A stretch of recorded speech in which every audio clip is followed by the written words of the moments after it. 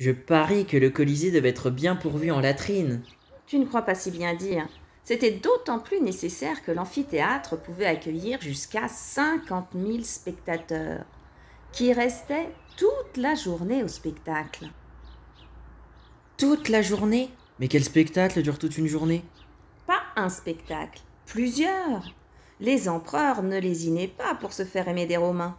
Les places étaient même gratuites. Le matin, il y avait des combats de bêtes sauvages amenés depuis l'Afrique. Durant le déjeuner, les condamnés étaient mis à mort. Et l'après-midi, les gladiateurs s'affrontaient dans l'arène. Et puis, dans certaines occasions, telle l'inauguration du Colisée qui a duré 100 jours, on remplissait d'eau l'intérieur de l'arène. Comme dans la pub? Presque, mais sans l'empereur en petite tenue.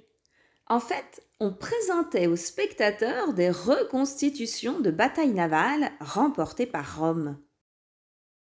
Pour les spectateurs romains, une journée 3 étoiles avec ombre et climatiseur. Climatiseur? Qu'est-ce que tu me racontes? Tu t'imagines rester toute la journée au soleil sous le climat méditerranéen?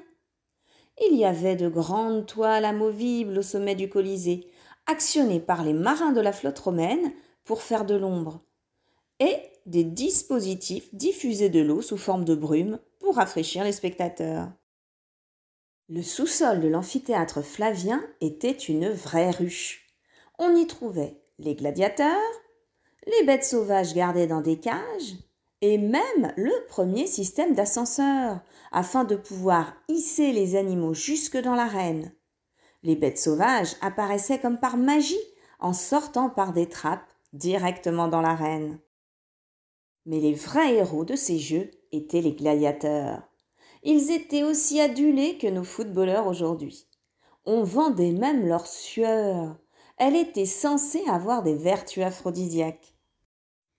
Pourquoi tu me parles de l'amphithéâtre Flavien? Je croyais que tu me décrivais le Colisée.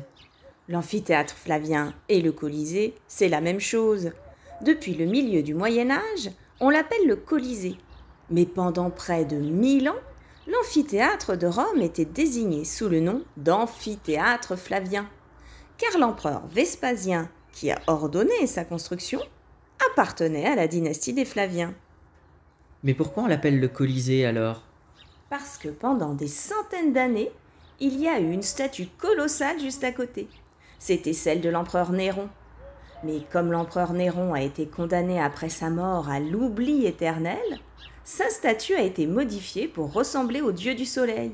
C'était une statue vraiment immense. Vespasien avait ordonné que son amphithéâtre soit plus grand que la statue colossale qui se trouvait à côté. Toujours plus grand, toujours plus haut. Dis donc, ils n'avaient pas des choses à compenser, tes empereurs? Peut-être bien qu'eux aussi ils achetaient de la sueur de gladiateur.